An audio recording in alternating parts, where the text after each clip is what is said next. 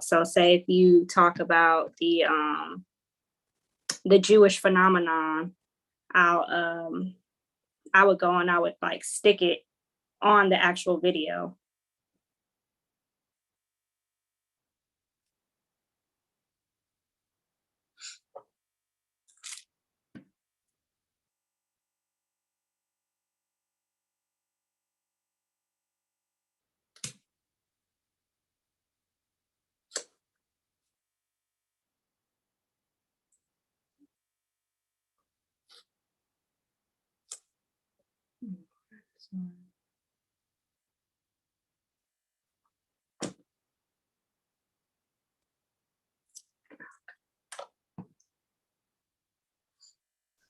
I'll figure it out. Trying to get there.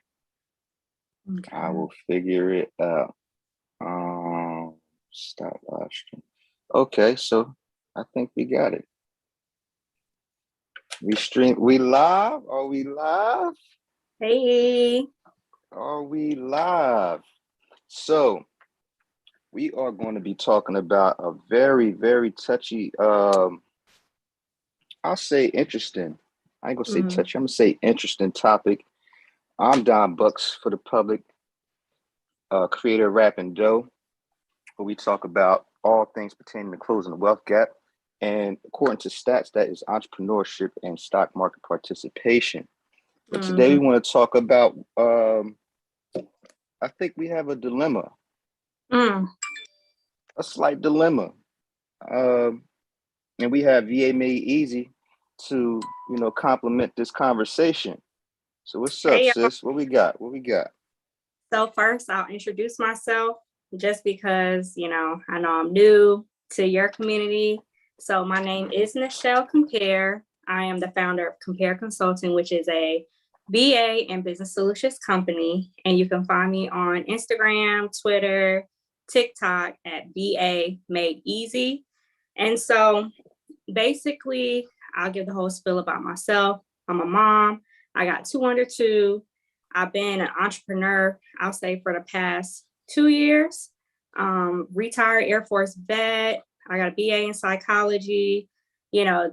So a lot of times when I speak to my community, it's about educating them on having multiple streams of income, because you'll always hear me say the price of chicken has gone up, but the pay is still the same. So even before we were doing more with less, now it's just even less or more or less than what we had before. So if you haven't got hip to the terminology of entrepreneurship, I mean, the time is now, because in 2022, things are changing. We're not saying to leave your 9 to 5. We're not saying to ditch your 401k. We're just saying that times are about to continue to get crazier. Prices are going to continue to go up. So it's time to start thinking about what is your next move. And there's so many different, I could talk about this. Man. There's so many different routes that you can go, but it's just like, at this point, just pick one, learn as much as you can about it, and shine within that realm. And then once that is able to operate by itself, then we add on another stream of income. Well, I mean, a lot of people think that you have to quit your job in order to become an entrepreneur, because I guess that's the traditional way of doing it. And, this new wave of how business is being done, it kind of like snuck up on everybody during the pandemic. Like, we knew it was coming, but we didn't know it was going to come that immediate. So I think. And people were at home without making any money. People got laid off. Once money got tight and businesses realized that, hey, we can't afford to keep you on, they discarded you with the quickness. Facts. So. Facts. Yeah, but part of the dilemma that we was wanted to talk about was are we scared of entrepreneurship? Because we have a past of our shit getting burnt down and taken from us. You know, The all question that you're makes logical asking, sense. yeah, do we have generational trauma that prevents us from wanting to journey into entrepreneurship because of the fear that, it's going to get shut You think that's down? it? I believe so. And like I was telling you, I like to look at numbers. So I pull out Mhm. my numbers. So I looked up the percentage of entrepreneurs in the United States. There are 31 million entrepreneurs currently in the United States. 70% of them are white, Caucasian, Hispanic is 14%, Asian is 6.2, and then individuals who look like me and you, they say black, I say melanated, because that's what we are. We're down That's a at fact. 6%. So we are the lowest percentage of this country's entrepreneurs. And then even though we are the smallest amount, we still get traction for encouraging other people that look like us to start their own business. It's like we're almost inclined to say it's safer to work for someone else's legacy versus one day they'll say, okay, you're not good enough. We can hire this computer bot to do what you've been doing for the past 19 years. We're going to lay you off. And now you don't get your pension because you didn't complete your whole 20 years. Like you're That's pretty gonna much hurt. you're pretty much like a loose piece of paper to them. They can crumble That's you up, gonna hurt. toss you out. You know what I'm saying? With the quickness. I'm And laughing. It's not funny. I'm laughing it's because not I like to funny. make light sometimes because this is such a finance and like business seems to Mhm. be like it's kind of it's historically been boring, right? Mhm. Well, boring to us, our people. Um, I was just fortunate enough to come up in a family business.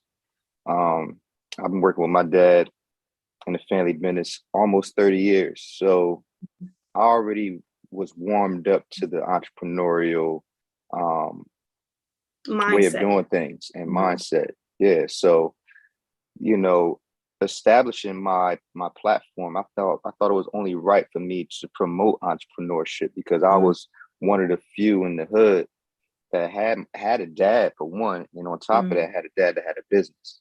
Mm. So yeah, so I kind of feel like obligated in a sense to show people how to do business and get into business in this new arena that we're in now. You don't necessarily have to have a storefront like me and my dad had.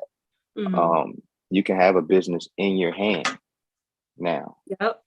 It's it done It's it that done easy. got here now. It's here now. Like Mm. and that is hard for a lot of people to grasp, even older people, um, because they're so used to, you got to work hard to get ahead. You know what I'm Yeah. saying? You actually have to work hard. Like Mhm. now the work is here. It's more And so everybody mental. behind because we went to school and they taught us how to be workers and they shunned our creativity and our ability to be innovative and our ability to see a problem and solve a problem. They always gave us the answer. This is the answer. This is the only way that you can get the answer. So we were never given that opportunity to think outside of the box or identify, okay, this is an issue that is happening around me. Because basically, entrepreneurship is you being the middleman. There's the customer or your client's issue, and then there's the solution.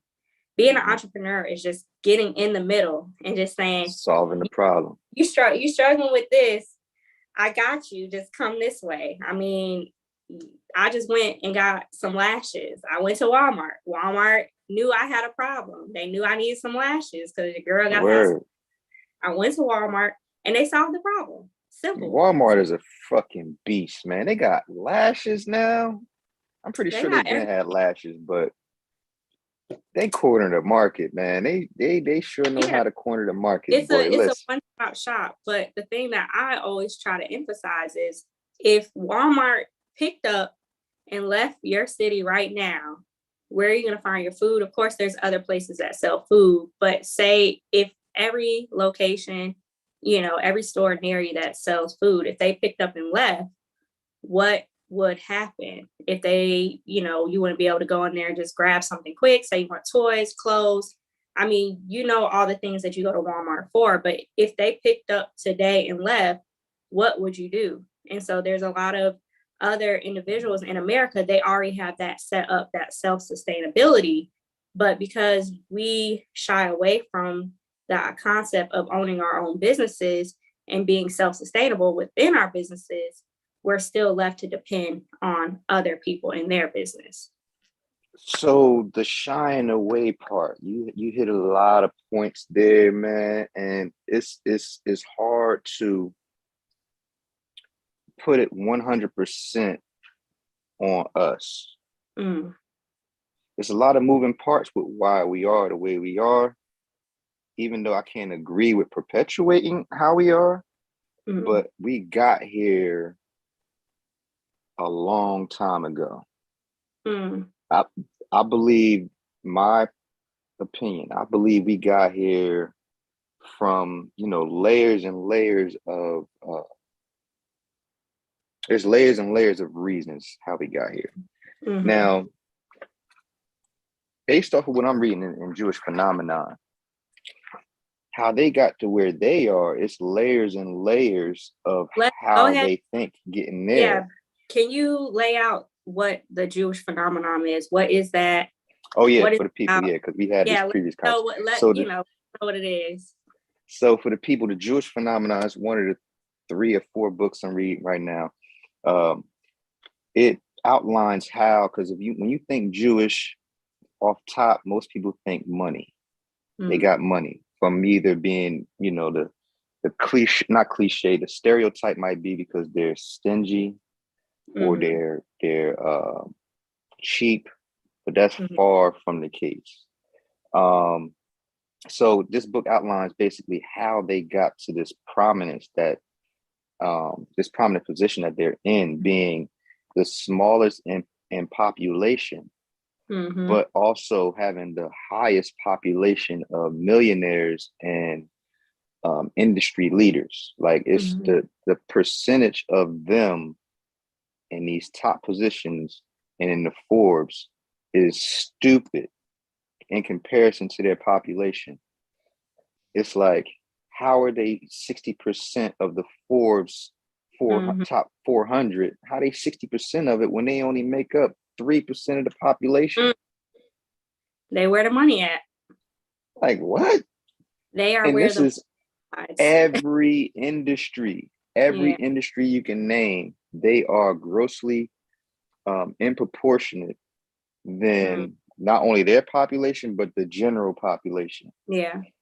So this book goes over the different thought processes and traditions that led them to where they are.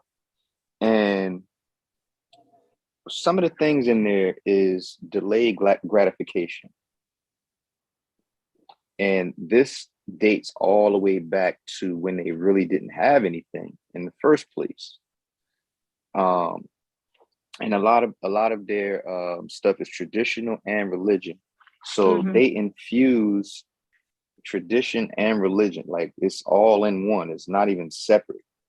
It's kind of like one and the same. So that's one of the reasons why they're different. Like they, in our households or non-Jewish households, individualism and being accepted by your peers and going outside and doing all that, they don't do all that. They delay their kids from going out and trying to hang with their friends. They push the fact that their household are your peers. The people in your community, in your Jewish community, are your peers. So education, they push the education and they tell them they're going to be something from the rip. Excellence is preached in their households. So the standard, and it's layers. Yeah, it's a standard. It's a known thing in their whole community. Ain't no if you going to college. Yeah, especially if everyone around you that's on the same thing as well. It's that constant reiteration that, hey, he's doing well.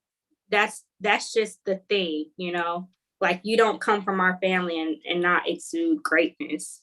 And I want to put a note in that as well, because our ancestors generated, they were greatness. They are greatness. So what happened is that we had groups of people that showed us in a light that is not like us. They broke the family up, you know, Mm, people went to jail. You know, I don't know if mm, you looked into yeah.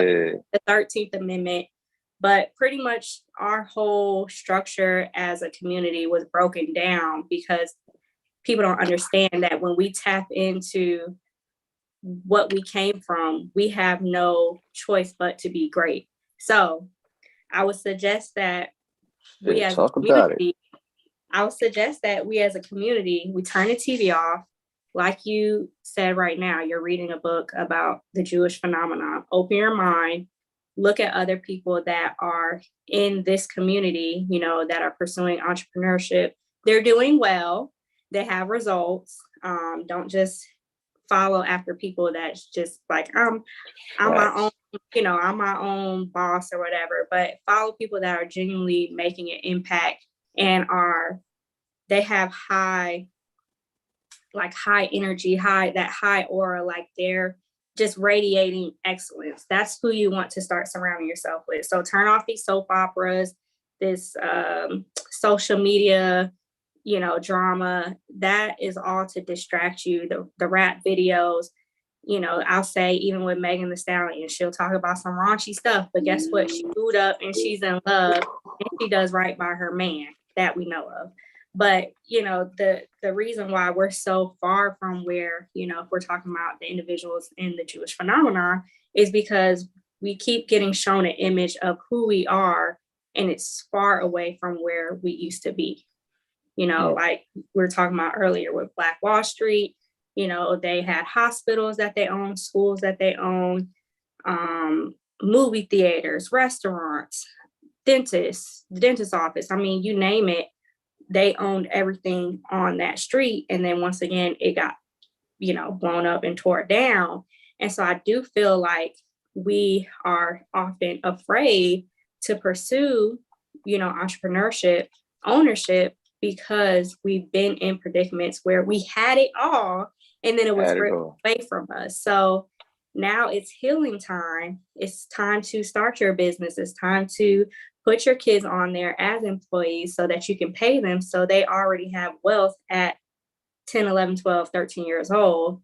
I just read some other stuff about how business healthcare insurance is better than, or I think it's like private business health insurance is better than, you know, the insurance that you can apply for as just an individual, you know.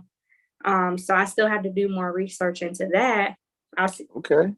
Okay. So, but it's just forever learning, forever learning. But we just have Well, to, what's I up? didn't want to cut you off in mid thought, but I had a thought too. What's up? Um, you're so right. You're so right. They came here not 100, well, they came here by choice. A lot of these people, a lot of these cultures came here by choice. We got brought here. We've been here. Just Well, the wanna ones that, you know, there's a lot of people that look like us that already been here. They weren't brought here, they've been here. hmm. Well, let me finish this thought and then we can tap into that one because Okay. I gotta hear the rest of that. I'm talking about in terms of being, you know, stripped of your origin, your original heritage and culture and language. Because you know, you got cultures that part of their tradition and part of their whole being is that they want to be, they don't want to assimilate. They want to be different. Mhm. They challenge the norms and the, you know, common word that's going on. They challenge all that. They're bred Mhm. to challenge that. Um, a lot of our traditions in language got stripped. So we don't have that individuality to fall back on, that sense of home, a sense of back home that we can hold on to. So that plays a part too, Yeah. We with gotta us create. not having that type of structure. Yeah. I mean, but we, in a sense, like we've already created our own style, our own way that we talk. You know, you can go up to any person and be like, you know, say like how they'll joke about how you can say what's up in a million different ways. And we're Mhm. going to be able to pick up every single different type of way that you say. You're like, what's That's a up? And fact. like, what's up? Okay, That's what's a up? fact. You can pick it up. So, in a sense, we have our own culture. We've created it, you know, even after it's been taken away time and time again. But, Mhm. you know, just having that sense of like, we're not going to back down, we're always creating more. So, yes, I know we've been stripped of, you know, our homeland, but there are people that have been here that are truly natives to America that look like us. Like, you got to think about before they say, like, everything shifted and lands were divided. You know, if you look at like the Aztecs, they have nose like yours, cheekbones like yours, ears like yours. You know, they had the copper skin, which is what brown. You know, these people have been here. So when people like, oh, this is Mm. not land, no, this is our land because we've been here. There are just individuals that have, you know, come over as well, you know, and if you talk to some actual like from Africa, individuals from Africa, they'll say, you are not African, you are American. You're from Right. America. You never left, you've always been there. It's just our history has been wiped and then it's been told in a different way because they always tell you if you don't know where you come from, how can you go forward? Right. That's So, why, yeah, it really starts at home. Like we really have to start educating our kids and letting them know about, even if it's just say if we don't know where we came from, even if it's 2, 3 generations past, teach what you know. You know, we don't have to mhm, go super way deep because 9 times out of 10 it doesn't matter. But teach that pride of just your past few generations. What your grandma do? You know, how can we learn from her experiences and build on that? What your daddy do? How can we learn from those experiences and build on that? Versus going back and watching all these slave movies because it's not right. getting anywhere. I mean, even the smallest thing, you might not even think nothing of it. One thing that they also do is they eat dinner together and have conversations. Hmm. When was the last? Well, I ain't gonna say you, but is you don't. I don't think it's a common theme for us to eat dinner together anymore like that. I think that percentage is increasing. I know in our household we do sit down, we eat together. We spend a lot of time together. Um, Okay. but once again, that percentage and there's like polls that they'll do and they'll show that Black fathers are more present in their kids' lives than any other race. But what's perpetuated on social media and what's perpetuated on TV is that Black men ain't worse than them, which is further from the truth. You know what I'm Right. saying? So that's why we have to make sure that we find that balance between what is America trying to show us about us and what's actually happening. Because a lot of the men that I know in my life, they're very present fathers. And I'm speaking, you know, about my peers, people that are, you know, our age. When they have kids, they're like, that's my child. Let me be, you know, I want to be in their life, regardless if they're with the parent or the mother or not. So I think the best thing that we can do as a people is just to set an example, like, you know, be cautious about who you have kids with. And when you get married, build a legacy. That's why I created Compare Consulting, because I want to create a business that I can teach my children how to run. And Compare is not Mm. my maiden name, it's my husband's last name, but my sons are going to carry that name. on for generations and Fire. generations to come. So, you know, I could have created a business in my maiden name, but this business is not for me. You know what I'm saying? Ooh, bars. You know what I'm saying? So as a parent, I'm working as hard as I can right now. So that way, when my children are of age, and I'm talking about, 13, 14, if not sooner, they can own their own business and they're already generating income for themselves at a young age because it happens. But because we're not educated and we're not taught to have businesses and, create our own income, find solutions and be that middleman, like I was talking about earlier. Now we're I'm pushing 30, just trying to figure out how to create this legacy. So when this could have happened 15 years ago. Yeah, man. So yes, it's so many layers. And actually, I asked my dad one time. I'm sitting in there, and we having conversations from time to time, and I was like, Mhm. "Yo," so we was having like one of these conversations, and when nobody in the barbershop, you know what I mean? So that's when you get a chance to, talk. So And he owns the barbershop? yeah. Okay. So I was like, yeah, what's up with like why people, seem like they don't want to, build. And he was like, well, and he took me back to when, of course, Black Wall Street's like, yeah, we had a lot of stuff. They burned it down. So that took me to the Freedmen's Bank situation in 1865. This is one of the situations that happened. Over the course of 7 years, there were 67,000 depositors. All of these people were people that just came back from the war and, their counterparts. So 67,000 depositors, $3.7 million in 1872 dollars, which is $80 million in 2021 dollars. Okay. So basically, all that money got lost, and no one got reimbursed lost. Nobody got reimbursed. So that right there, $80 million over the span of 17 states and 37 branches were these Freedmen banks. So 17 states worth of Black folks, and $80 million in 2021's dollars worth of their money gone, up in smoke.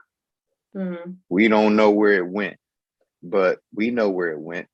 They was lending money to their white friends, and they was defaulting on loans, and just basically default. Oh, don't worry about it, Jim. And before you know it, $3.7 million gone of our money. So that right there I can see how that just had a ripple effect. Got to figure over 17 states. That's a lot of Black people. Yeah, it is. That fell away. So that just spread down generations. That's when people started putting their money under the mattress. That's where that started. So, people to this day don't even have bank accounts. Mattress, it don't do nothing. Huh? I said, when you put it under the mattress, the money doesn't grow. What happens when you put the money under the mattress? It stay under the mattress. Nothing.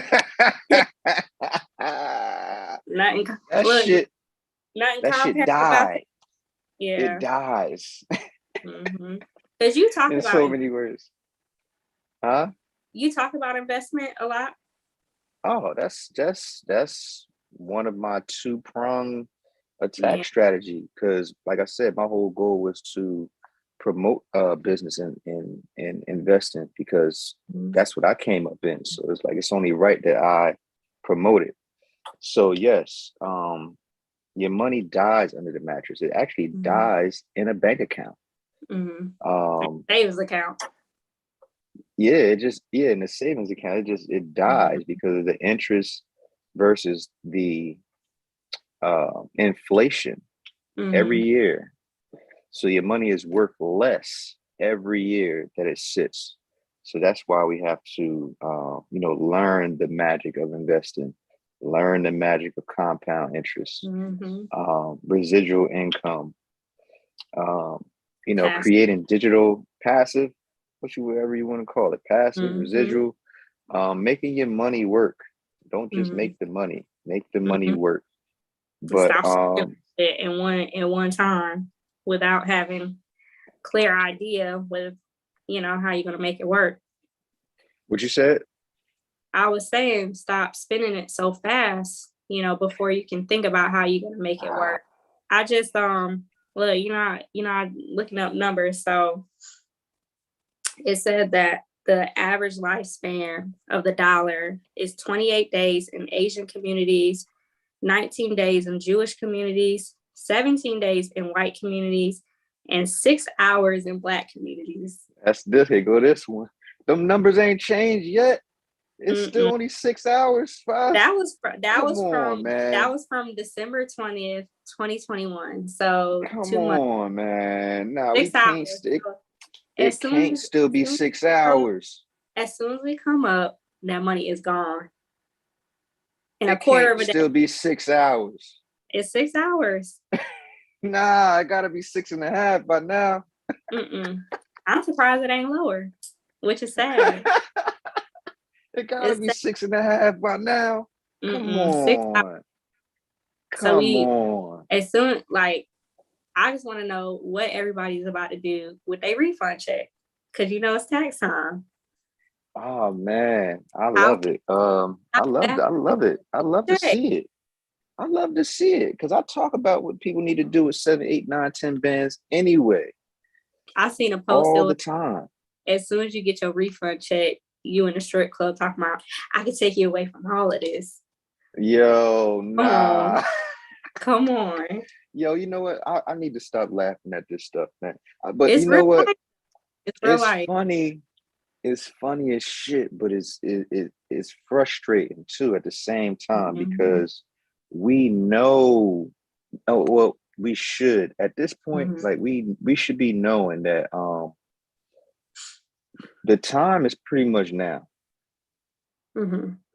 Um, I haven't seen this much entrepreneurship talk in our community ever. And you want to know what's crazy about that is we're still getting shunned about it. People getting called frauds, people getting called fakes, just because they have learned some information. I'm about to go deep. They don't Let's learn some get there. information. Let's get They there. don't learn some information, and now they're trying to educate the masses. Now I want us to go back, way, way back in the day when they first started popping up universities. If you think about every book that's written that has been widely studied, it was just some random person who decided to write a book and then published it. And then now it's getting taught as educational literature, right? So most of the books that we, studied were by our white counterparts. And I can talk about this because I'm half white, my mama white. So I can talk about it Okay. white. I'm half white. So, if we're You was talking gonna about, talk about white people anyway, but go ahead. but Homer, our US history, all written by white people. But, even the schools, the professors, they've always been predominantly white. So they're teaching us, right? So now that we have individuals that look like us that are teaching, now it's not cool. What's up with that? And it's real game that they're putting out there. Like, you literally will go to a college and go 20, 30, 40, $50,000 in debt. But you have our, people that look like us that's dropping a course for 197. Let it even be $3,000. But it's actual information that has actionable results. Like, they're like, you want to do drop shipping, go through my course. I'm gonna teach you how to do drop shipping. You making money. You go to college, they're gonna be like, oh, you want to be a doctor? I'll teach you how to be a doctor. You still got to go find a job. And it's Right. not even it's not even guaranteed that you'll get accepted into whatever program.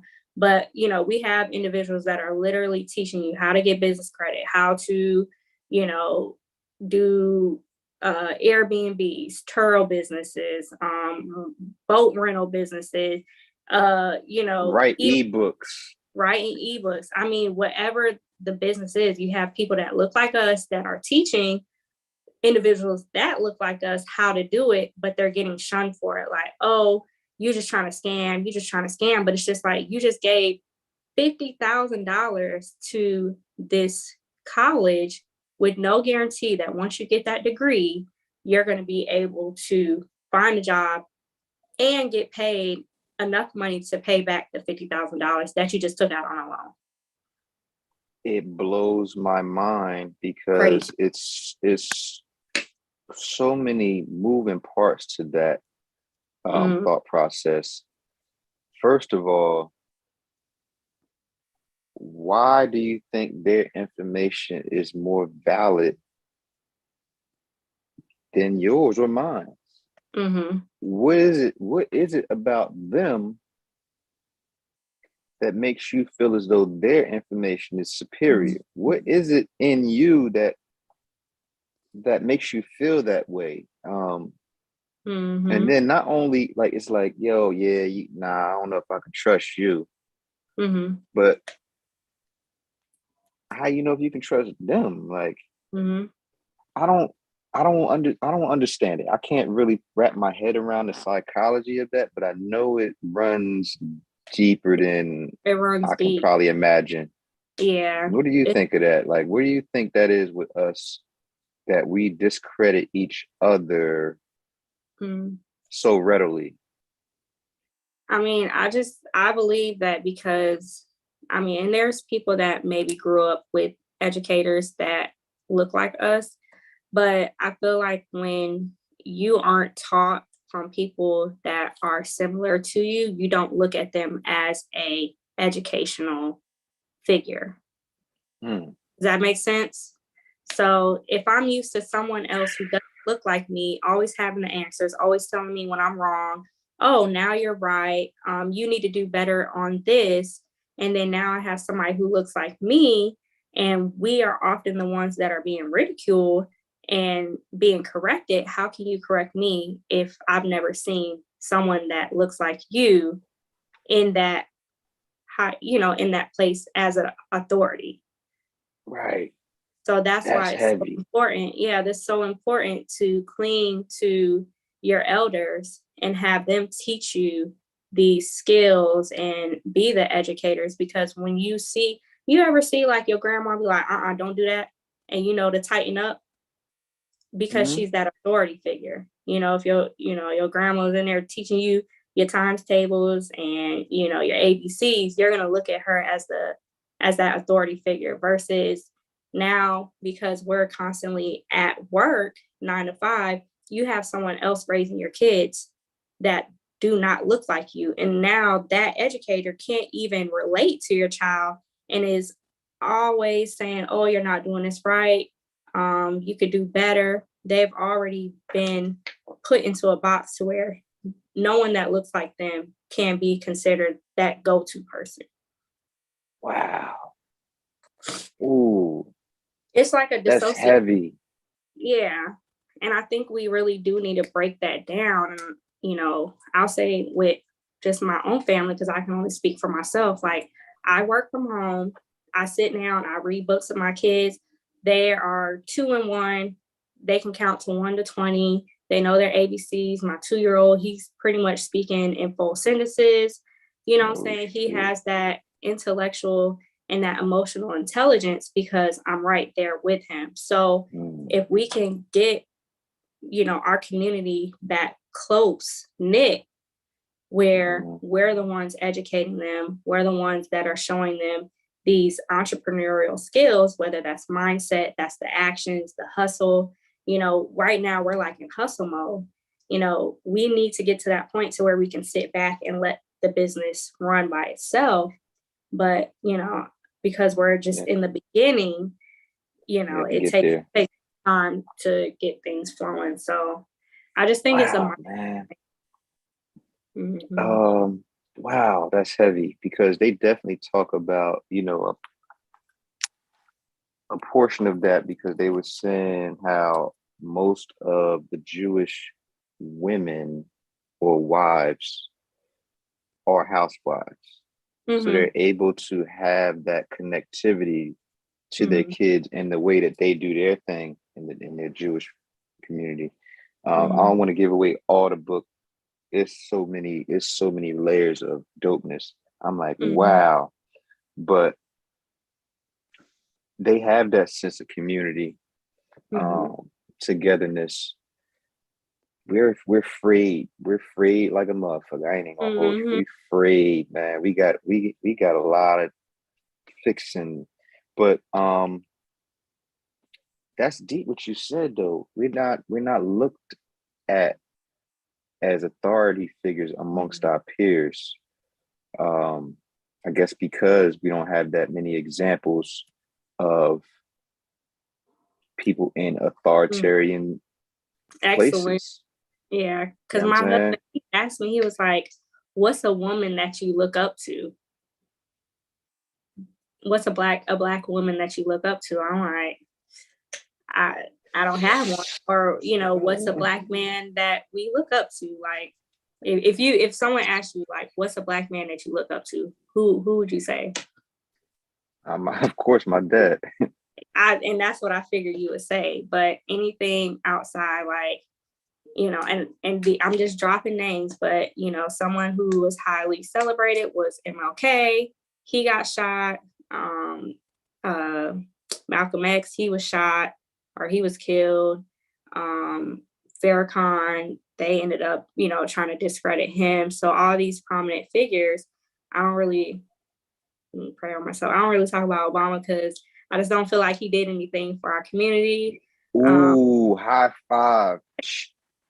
Yo, Look, hey, I gotta pray over myself that's because controversial because I be yeah, saying it. I say it when I get into conversations when I talk about yeah. that. Um, We don't have to yeah, go. because I'm yeah, just we saying, don't got to go there today. That's a whole when nother. I think of like high esteemed people, it's just like I can't put a name. Even with Oprah, like she did very, very well, but I can't say anything that I know that she did that directly affected my life. Unless I went on the show and she gave Right. me a car, but I never been there. Yeah. So, but as far as like someone who just literally impacted the world, I can't say, a name. So I can only look to people like in my direct community that, you know, I know have That's a fact. me and said, hey, let me help you.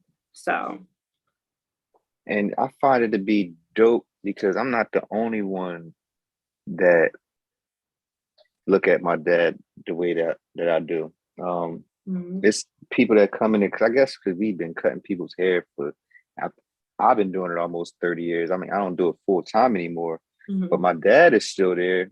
And of course, he's been doing it way longer than me. So mhm, it's people that come to the barbershop just to talk to him and be like, yo, Mr. mhm, Mike, what you think about this? Mr. Mike, mhm, what you think about that? Hey, Mr. Mike, can I borrow? So um, we need more of that. mhm. We need more people Impact. wanting to. I don't think he didn't sign up to be that. It just so Mhm. happens that that's who he is, and I guess Yeah, that's what people see him as. he's So in his light. yeah, I mean, he That's got a hella stripes, and all it took all the bumps and bruises, and mhm, still was able to come out on top. So we need more of that. mhm, Um, yeah, and my thing is, we control what's cool, but I believe we need to take more ownership of that. We control culture, right? So mhm, if we was to take ownership of that, right, and take responsibility of the fact that we really control what's cool. We got everybody talking like us.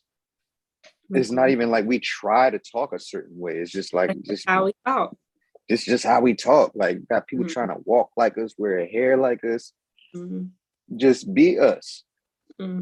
It's basically like we were us, and then it was appropriated, and then it was spit back at us. You know what I'm Yeah, saying? It's like, we're gonna try to be y'all, but be better.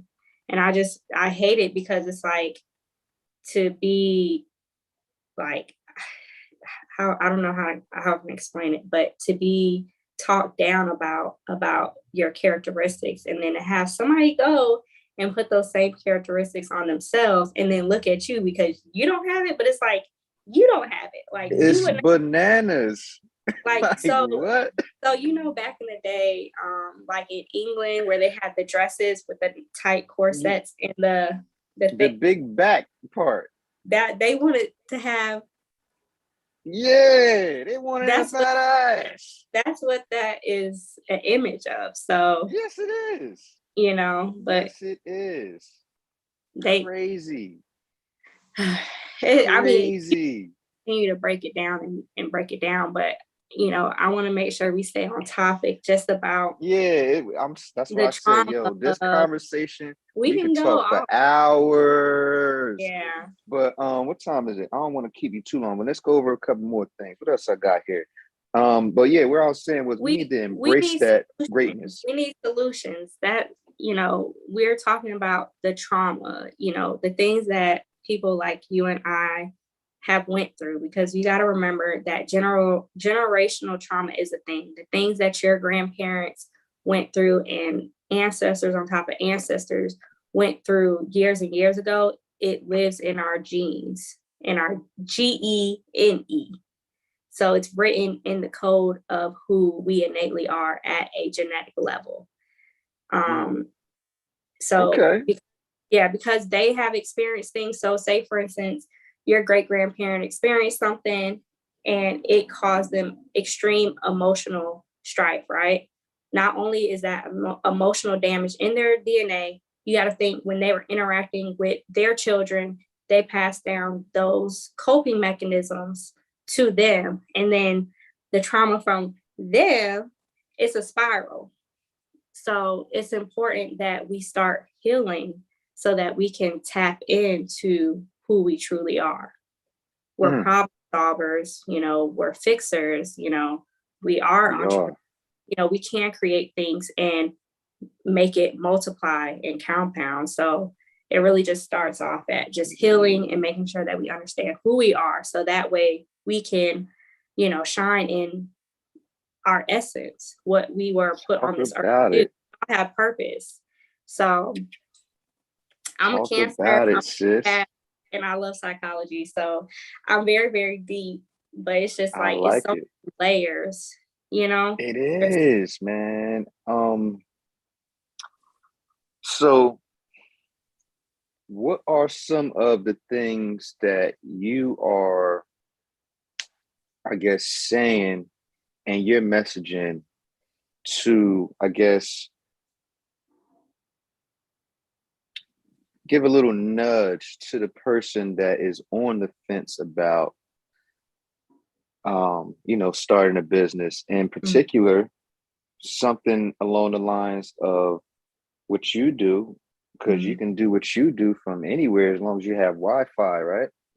Yeah. What would be stopping a person, a woman that has two children, that wants to work from home or looking to work from home, but it's kind of like, I don't know, I'm scared. Like, what is some of the messaging that you're, pushing to get people off the fence?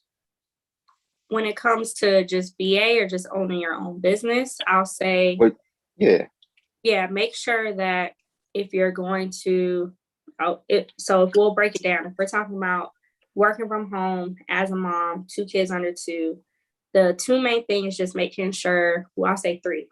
First is making sure you have the resources to do it. Resources could mean tangible objects like a phone or Wi-Fi, or we're talking about the mental resource. So you have the, time management, you have the support, while you're doing things, your kids are in a safe place so that you can still do whatever work that you're going to be doing. So you want to just make sure that you have laptop, computer, you have the mindset to work from home, because it's not oh, I'm gonna call and check and see if you're doing it. It's truly a self-starting type of thing. And then a lot of individuals, because I have two under two, another thing that moms at my stage, because it can happen up to 5 years postpartum, we can suffer from postpartum depression, anxiety, social isolation. So if you're not mentally well, it's hard to push towards being an entrepreneur and owning your own business. So I'll always say, just make sure that you're mentally well and that you have the resources and that you have the support to do it, because it can be very overwhelming when you're trying to do something and you're having to choose between taking care of your kids, but also providing for them. Because what kind of choice is that? You know what I'm Yeah. saying? That will send you into shambles. So, but it is doable. I'll say that. The other thing that I always talk about is just making sure that whatever business that you're going into, that there is an active problem. So we have to kind of shy away from doing things out of passion, like, oh, Ooh. I love doing this, so I'm gonna make a business out of it. Like, I love making lip glosses. I love me some lip gloss. So I love making lip gloss, but how profitable is that going to be? How much is the startup cost? How much time, especially if you're a stay-at-home parent, how much time is that going to take away from me being present in my family life, but also running my business? Because this is such a small product. You can make it multiply, but say if you're trying to make it a multi-million business, how many lip glosses are you going to have to sell? You know what I'm saying? So just do that research, do the market research. That was a whole bar. Yeah. I'm telling you. That was a whole bar. Like, I've been Because there people, before. people, like you said, try to turn, they're not really solving a problem. Mm-hmm. Now, I have nothing against the knick-knack business, right? Mm-hmm. But is it solving a problem? We got plenty of shit to buy already. Mm-hmm. Like, all right. I'll say this, if you want to do it later, but if we're talking about starting a business out of financial necessity, go where the actual problem is. Because if you're just popping up, to create something, if you notice a lot of, like, okay, we'll say like Rihanna, she started off in the music industry. And then once her music industry was solidified, once that was like, she was leading in her industry, that's when she ventured off into, Savage by Fenty or whatever it's called. You know what I'm saying? Right. It's She a didn't time and start, place. she didn't do lip gloss first. But she popping hustled. first. I remember her first videos, Palm Every Replay. She was hustling, making that music, and then she got to a point to where she could go and she could do something outside of that, where it basically sold itself. Mm-hmm. So just make sure, we're starting businesses that are actually solving a problem, and then doing market research and saying, okay, are people even interested in me solving this problem? Because sometimes we just be like, oh, well, I'm struggling with this, so that means there's a whole bunch of other people struggling with this. Actually figure out if people are even concerned about that problem in the first place. It's going to save you time, it's going to save you money, it's going to save you that mental frustration, Wow. Because you got the lip gloss lady, you got the candle ladies, you got the yeah, I was a candle lady. Okay, a friend of mine is a candle lady. So I've been trying to like brainstorms, like, okay, how many layers can you add to that business? Because we be trying to create multiple streams of income, but a lot of times you can create those streams of income off of your main thing. So but a lot of people don't realize that. You have to start somewhere. A lot of times, because I do coaching as well, like I'll do strategy calls. And the main thing that I come across is that someone will start one thing, and then when they don't see and you said this earlier about delayed gratification, they'll start one thing, they don't see results, and then they'll just give up and they'll put their energy in something else. But you have to, especially when you're building something from the ground up, you have to focus and channel energy directly into that one thing to even see results. Like if you're talking about, we'll talk about lip gloss. We talking about lip gloss on, January, and then we talking about wigs in February. There's no consistency. So when somebody comes to you, they're like, well, what you selling? You selling lip gloss? You selling wigs? Which one? So you have to just focus in. So if you're going to start your business, and like we said, make sure it's something that is profitable, there's already a market there for it, you're just coming in and being the middleman, then, just focus on that one thing and let it grow so that you become the subject matter expert in that area. We know that when we come to your page, you're going to be selling this. Like if you go to my page, VA Made Easy, you only going to see me talking about virtual assistants. And I primarily help stay-at-home moms because I am a stay-at-home mom. So I know what I'm talking about. Like I'm doing it, living it every day. So, just stay on topic. Don't deviate, because as soon as you swerve off to the left, you've lost that credibility and that trustworthiness. Interesting. Because my brand has several things going on. But it's business and stock market participation, which are the two main things that causes the wealth gap. So, yeah, but you talk about you think I should focus? You're talking about different ways to make money. So it's still on brand because there's multiple ways to make money. But however, if you feel like you need to focus so that you can have we'll call it a niche. A niche. Yeah. A niche, my bad. Niche. Nietzsche. So if you feel like that is hindering you by talking about this thing one day and then something else different, something else differently on the next day, then you can always focus in, or you can split it down the middle. And if we're just talking about social media purpose, you can make 2 different pages. But if you feel like at some point they're still intertwined with one another, then it's still on brand. But you don't have to think about that one. Yeah, I'm gonna have to definitely brainstorm now. I've been brainstorming it, but did I want to separate the two or not? But I believe the two belong together. I mean, you can always do like month by month basis. So on month A, you're talking about this specifically, and then that is the stepping stone to month B, where you need to have the fundamentals of this concept before we can get to that. So, you can always dance. I like that. Yeah, you can always dance in between the two. I like that.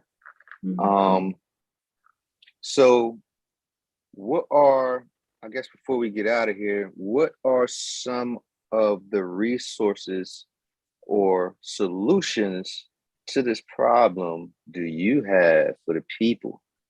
So I know you got something up your sleeve. Oh Lord, I always got something. I know you got something up your sleeve. The first thing I will say it's 2 things, because I don't want to give away too much, because it can be, I know this can be a bit overwhelming. We already told you need to start a business. We already told you need to start paying your kids as employees so they can start building their own wealth. You got to do some spiritual healing to heal from the trauma of the things that we as a people have experienced. Got to burn some sage.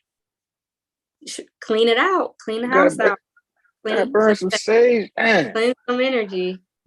So the first thing I will say is, if you find yourself gravitating towards someone and a concept that they're teaching, do your due diligence and do some research before you invest in any courses, because there is free information out there. Make sure you have a fundamental understanding of what it means to own a business. So say, for instance, for me, I'll tell anyone who wants to work with me, before you work with me, you need to go and do YouTube Academy, get as much information that you can about that topic. Go search on Google, get as much information you can about that topic. Go and follow people that are talking about the thing that you're interested in. See who is dominating in that field and observe them. I call that finding a free business coach. They're already doing it. They're showing up every day. They got the results to confirm that what they are talking about is a proven method. Once you get to a point to where you've exhausted all your education, like make sure you're taking notes, then that's when you go and you purchase a course, because you already have the fundamentals. You're already in the mindset that you're ready to expand on what you already know. You know, there's so much free information out here. So once you get to that point to where you're like, okay, it's time for me to invest, it's already game time. You're not behind the curve. They're not talking about certain things that you're, not aware of. You are already in the know. You just need the method in which they are doing it so that you can expand on it. That was a hack, y'all. I hope y'all wrote that down. Because people, that is a hack. I feel like people are getting caught up in just buying courses. And it's just like, they'll say, oh, I bought the course and I wasn't able to profit off of it. It didn't work. But at the end of the day, I feel like it's the individual that didn't work. You didn't apply the information. And when it got tough, you quit. So that's a lot of times what happens. Let's take ownership. Let's take ownership. You purchase the course at the lowest. I'll say at the least, you can see where they hosted the course, how they set their course up, how's the information presented, and you can at least expand from that, even if you learn nothing. So wow. That's just how I operate. If it's not within like the core of the message, how is the message presented? What can you take from that? Wow. Just to piggyback off that, before I go into any solutions I might have. Wow. Yeah. So there's different platforms that, people host their classes on. I don't think the one I host mine on has this, but there's a way to see the completion of your students of the course. A lot of times people don't complete courses, just like they don't complete books. They say, I think it's 90% of people that 90% of people read 0.8% of a book after high school. So if they're not reading a whole book, then this is 90% of the population. Yeah. You're missing the message. They're not going to read your book. They bought it, but they're not going to finish it 90% of the time. And I can just go ahead and guesstimate that it's kind of somewhere in the same percentage in regards to courses. So yes, finish the course before you say it don't work. Finish the course. Then execute on the information. Take notes while you're taking the course. Take notes. Actually take the course. It's like, act like you in college. Well, I don't know if you can't act like you in college, you've never been to college, but act like you're in school. Yeah. There's always take notes. There's a message within the message. So even if the direct message wasn't received, still you can always observe how the instructor delivered the message, and you can still flip that. Yeah, I'm a forever learner. So because I just invested in a course, and I really contemplated over it, because I was like, am I mentally at the point where I'm ready to receive this information? I'm about to make this investment for my business. I'm ready to grow. And I think the first section already just blew my mind. You know what I'm The saying? first section. Just the first section, it blew my mind. I'm like, oh my gosh, I've been looking at this the wrong way. And sometimes that's what we need. We need someone to, sometimes we have the answers, but sometimes we just need someone to just spark that fire to be like, hey, you're on this road. Let's go this way. Like, you there, but we need to go that way. And Right. you know, I just kept taking notes, just listening. Okay, this is the way that I have to do it. Because if you go around and you think that you can just get all this free information, it's going to help. You can learn from so many people, but guess what? Now you're being stretched thin because you're listening to this method or observing this method, now this method. So like, if you take a course, just make sure that you focus in exactly on what that, you know, coach or teacher or instructor is saying, and go step by step and apply it. But for you to just keep buying courses, I feel like that's a waste of money because you'll just be going around in circles. So Right. mhm. Courses are the hack. You So get in regards, 197. If you could literally, a lot of these courses you can complete in a day, right? You could complete a course in a day and you can triple, if not, you know, quadruple the profit from that one course within a month if you're willing to apply the information versus you can go to school for what, 4 years, walk away with your degree and still not know where you're going to go with it. You know, like right. I have my bachelor's degree in psychology. Do you think I'm practicing psychology as a professional? No. Yeah, right. But I use my innate ability as an empath to understand and empathize with people to help them tap into, okay, what are your strengths? How can you monetize it? Okay, let's go make this money because it's already in you. Fire. Yeah. So Yeah, man. I was just talking about that shit. What was it? Yesterday, I think I made it real. I was like, man, like I have associates in applied science because I was gonna go do the X-ray check thing. they Because make the money. I know. You could have went to a My technical school for that too. technical school. For Well, I got X-ray. grants. I got Oh, grants. okay. So See? I Smart. didn't pay for college. Smart. Yeah. So I figured I'd Mhm. go into the healthcare arena because my mom was a nurse, my dad retired nurse, so Mhm. I was already warmed up to the healthcare industry. But I wanted to use that money to get into, well, to use that and my barber income to do what I'm doing now. It's crazy. Mhm. So people are like, "Yeah, you gonna use that degree?" I'm like, Maybe. "No, Maybe. it's really, I don't have any use for it right now." But somebody it was like, "Yeah, you somebody said something in my comments, and I was like, well, if I can teach a course remotely Mm. using that degree, maybe Mhm. I don't know, but no, I'm cool off that. But if people wanted to follow you, Mhm. where can they find you? So yeah, if y'all want to follow me, I'm at VA Made Easy on Instagram, Twitter, TikTok. Um, I mean, pretty much just all those places. If you need to get a business strategy session, you can book that with me. I also help, you know, individuals who are looking to join the virtual assistants industry and just provide a wealth of knowledge.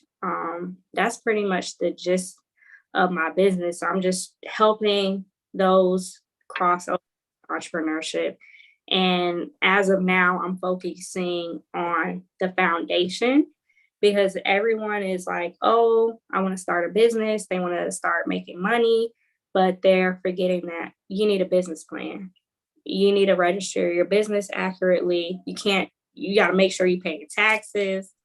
You know, they just making money and they, you know, it's the process in which they're going about it is the wrong way. And now when the IRS come get you, you Right. know, they got to close business. So right now I'm just focusing on the foundation and just helping people open their minds to start looking into ways that they can enter owning their own business. Dope shit. Mhm. Well, anybody that wants to be held accountable and be in a room of like-minded people where you can discuss your business ideas in a safe space, because a lot of times, you know, we can tend to be out on the island.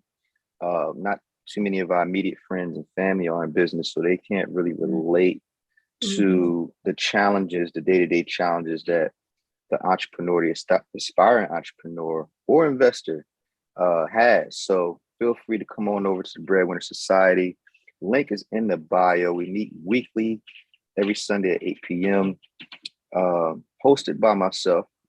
So feel free to come on over and join us there. Also, there's a pre-sale going on right now on how to write an ebook in 30 days. So you might want to grab that ebook right now. And actually, that's a long time because I actually created an ebook in about 2 weeks.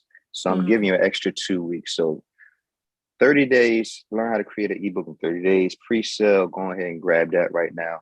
Actually, you can get it 80% off if you use code BLACK. So with that being said, man, you done talked to 2 plugs today. Okay. Hopefully y'all got some gems. Hopefully y'all took some notes. If not, rewatch it, share it with a friend. And make sure y'all like and subscribe and hit the notification bell so you can be notified for any more episodes like this. So sis, I can't wait to have you back. Yeah, we got to do this early and often. Yeah, we be busy. I think we've been planning this for like a month now. Yeah, but it's not even, I mean, we gotta make time for it. People need to hear this type of stuff and these mindsets that we have. So, I mean, feel free to holler at me and let me know when you want to come back, or I'll holler at you. Everyone come first, because we locked in. We there. We locked in. So I'll talk to you soon. You know that. Alrighty. Peace.